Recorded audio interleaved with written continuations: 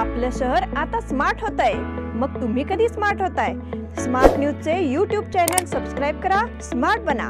नोटिफिकेशनसाठी bell icon पर click करा। नमस्कार, मैं ओमकार अंगड़ी। स्मार्ट प्लस के आज के समाचार में आपका स्वागत। नजर सबसे पहले सुर्खियों पर।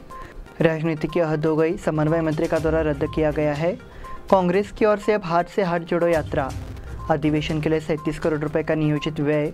राकसकोप के पास ट्रक के पुल के नीचे गिरने से चालक की मौत। कन्नडिगा संघों ने किया विरोध प्रदर्शन। खनिज कारोबारियों का किसानों के हित में बयान। राष्ट्रीय प्रतियोगिता में आर्य लॉ कॉलेज की सफलता। नवहिंद बौद्धिक प्रतियोगिता का उद्घाटन।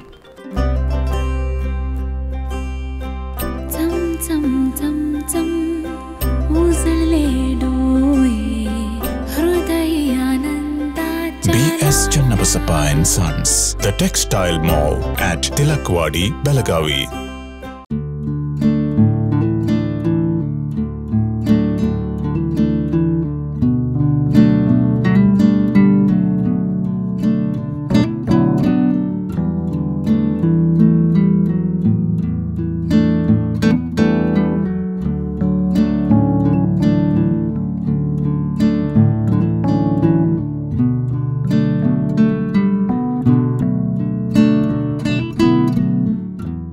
अब समाचार विस्तार से।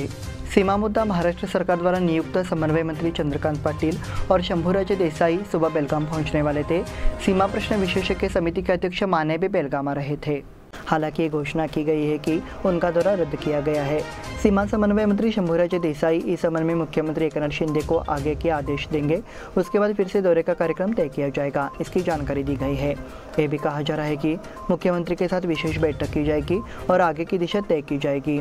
सीमा मुद्दे को लेकर नए सिरे से गति की तस्वीर थी, इसलिए सीमा निर्माण में जीवंतता का माहौल बना। उम्मीद थी कि महाराष्ट्र के 2 मंत्री और 1 सांसद बेलगाम आकर सीमावर्ती निवासियों से बातचीत करेंगे और मामले को गति देंगे, लेकिन एक बार फिर सीमा प्रहरियों के लिए तारीख पे तारीख का अनुभव रहा है। कांग्रेस की ओर से अब हाथ से हाथ जोड़ो यात्रा। कांग्रेस भारत जोड़ो यात्रा के बाद 26 जनवरी से पूरे देश में हाथ से हाथ जोड़ो अभियान की शुरुआत करेगी। छत्तीसगढ़ की राजधानी रायपुर में फरवरी के दूसरे पखवाड़े में कांग्रेस का 3 दिवसीय अधिवेशन होगा। नया साल आ रहा है, यह पार्टी का 50वां सत्र होगा। इसमें पार्टी अध्यक्ष के तौर पर मल्लिकार्जुन खड़गे के चुनाव पर आधिकारिक मुहर लगेगी। साथ ही कांग्रेस की नई कार्यकारिणी गठित करने की प्रक्रिया शुरू होगी। अधिवेशन को लेकर फैसला रविवार को पार्टी अध्यक्ष खड़गे की अध्यक्षता में हुई कांग्रेस संचालन समिति की बैठक में लिया गया। संचालन समिति की बैठक के बाद कांग्रेस महासचिव केसी वेणुगोपाल ने पत्रकारों को बताया कि भारत जोड़ो यात्रा की समाप्ति के बाद पार्टी 26 जनवरी से देश भर में हाथ से हाथ जोड़ो अभियान शुरू करेगी। अधिवेशन के लिए 37 करोड़ रुपए का नियोजित व्यय। राज्य सरकार की प्रारंभिक कार्य योजना से पता चला है कि इस साल कर्नाटक विधानमंडल के शीतकालीन सत्र में 37 करोड़ रुपए खर्च किए जाएंगे। सत्र 19 से 29 दिसंबर तक 11 दिनों तक चलेगा। 2 दिन शनिवार और रविवार को छोड़ दे तो 9 दिन काम होने की संभावना है। हालांकि ये बताया गया है कि इस उद्देश्य के लिए 37 करोड़ रुपए खर्च करने की योजना बनाई गई है। बेलगाम में 2019 और 2020 में विधानमंडल का सत्र नहीं हुआ था। हालांकि जानकारी मिली है कि 2021-22 में बेलगाम में हुए अधिवेशन पर 18 करोड़ रुपए से ज़्यादा खर्च किए गए हैं। हालांकि संभावना है कि इस वर्ष के अधिवेशन में दोगुनी राशि कुचल दी जाएगी। राकसकोप के पास ट्रक के पुल के नीचे गिरने से चालक की मौत। घटना सोमवार सुबह की है, जब यह राकसकोप रोड पर ट्रक के पुल के नीचे गिर जाने से चालक की मौत हो गई। इसे तालुका क्षेत्र में रोष व्यक्त किया जा रहा है। मृतक का नाम विघ्नेश झंगरुचे है। लोग घटनास्थल पर जमा हो गए। इस ट्रक से लकड़ी की छीलन ले जाई जा रही थी। सोमवार सुबह बेलगाम तालुका के राकसकोप के पास सोनोली में एक मालवाहक ट्रक दुर्घटनाग्रस्त हो गया। इसी दौरान वो नियंत्रण खो बैठा और ट्रक पुलिया के नीचे जा गिरा। चालक मलबे में दब गया और ट्रक सहित लकड़ी के टुकड़े उसके ऊपर गिर जाने से उसकी मौत हो गई। बेलगाम ग्रामीण पुलिस ने मामला दर्ज कर पंचनामा चलाया। कन्नडिगा संघों ने किया विरोध प्रदर्शन। कुछ संगठनों को चिंता है कि महाराष्ट्र के सीमा समन्वय मंत्री बेलगाम आ रहे हैं। ऐसे में अब उन्होंने उनकी वापसी के लिए एक नया कदम शुरू किया है। कई संगठनों ने सोमवार को विरोध प्रदर्शन करने की कोशिश की तो ये देखा गया कि इस पद के लिए एक प्रतियोगिता थी। एक कन्नड़ संगठन ने चन्नम्मा चौक में विरोध किया।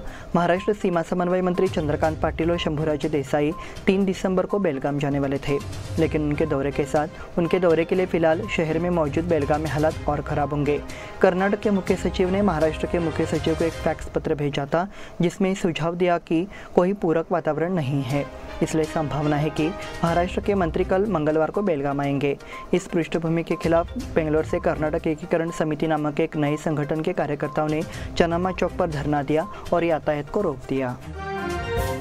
खनिज कारोबारियों का किसानों के हित में बयान।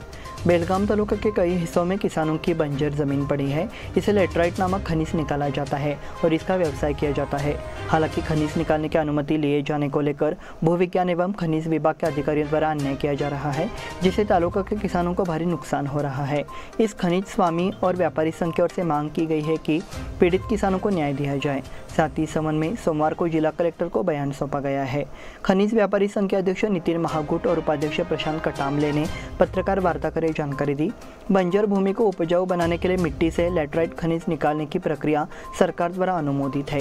पहले इसकी अनुमति थी। केंद्र सरकार ने इसके लिए किसानों को प्रोत्साहित किया है, लेकिन स्थानीय अधिकारियों की मनमानी के कारण बेलगाम तालुका के किसानों को समस्या का सामना करना पड़ रहा है। प्रशासन से इस पर ध्यान देने को कहा गया है। इस मौके पर व्यवसायी सचिन गोरले, एमडी मुल्ला और अन्य सदस्य उपस्थित थे। राष्ट्रीय प्रतियोगिता में आरएल लॉ कॉलेज की सफलता। कर्नाटक लॉ सोसाइटी संचालन में आरएल लॉ कॉलेज के छात्रों ने हरियाणा में आयोजित नेशनल मॉक कोर्ट प्रतियोगिता में पुरस्कार जीते हैं। हरियाणा से केआर मंगलम यूनिवर्सिटी में हुई इस प्रतियोगिता में देश भर के 22 लॉ कॉलेजों के छात्रों ने हिस्सा लिया। कॉलेज के छात्र रविचंद्रन गौड़ा पाटिल, उज्ज्वला हवालदार, समीक्षा मडेक ने प्रथम पुरस्कार जीता। संस्था के अध्यक्ष अनंत मांडगी, कॉलेज प्रबंधन बोर्ड के अध्यक्ष प्रसाद सावकर, प्राचार्य डॉक्टर एएच हवालदार आदि ने इन छात्रों को बधाई दी। उन्हें अश्विनी परब ने मार्गदर्शन किया। नवहिंद बौद्धिक प्रतियोगिता का उद्घाटन। चांगलेश्वरी मंदिर एल्लूर में नवहिंद खेल केंद्र के बौद्धिक प्रतियोगिता का आयोजन बड़े उत्साह के साथ किया गया।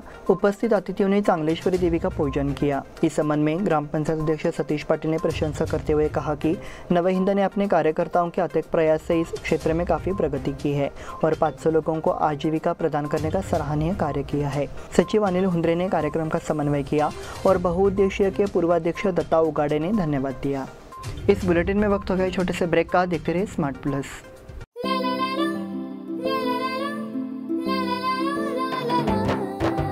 जले दीप अंगना में होगी रोशन दुनिया, पलकों तले छा जाए चांद तारों का साया।